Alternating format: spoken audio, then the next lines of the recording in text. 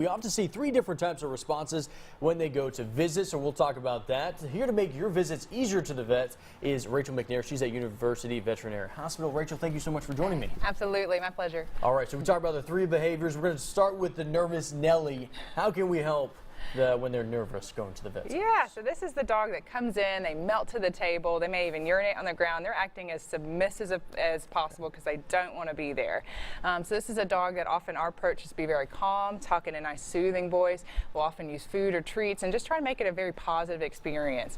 This is a dog that really responds well to something called a cookie visit, where instead of every time they come in we're doing something, they just come in for a cookie, maybe check a weight, and they get to go home. And so that takes away the immediate association. If I come to the vet, something bad happens and I don't want to come anymore. Tell you what, Rachel, I need to start applying that to myself when I go to visit places. Just go in there one time, get a cookie, and then leave. But we're going to go to the next one, the wiggly worm. I was just telling you, my dog is like this now when he goes to the vet. He's jumping all over the place, can't sit still for the exam.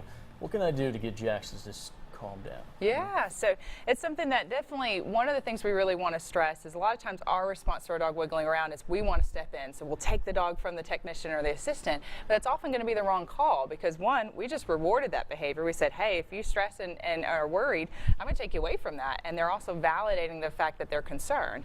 So we want to make sure that the assistant or the technician is the one restraining because they're going to know how to for safety purposes, as well as they're going to respond to the calmness and confident level that that person's going to have in restraining. So then you can be the moral support and not the bad guy.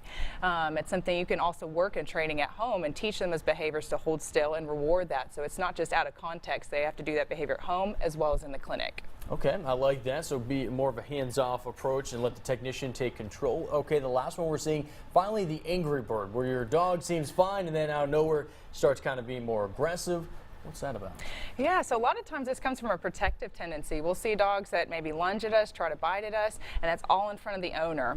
So often exams done away from the pet, from the owner, works really well. We take the dog out of the room, complete 180. I mean, this is a dog that'll be wagging, happy, totally fine because I took away the threat that I was going to hurt their owner.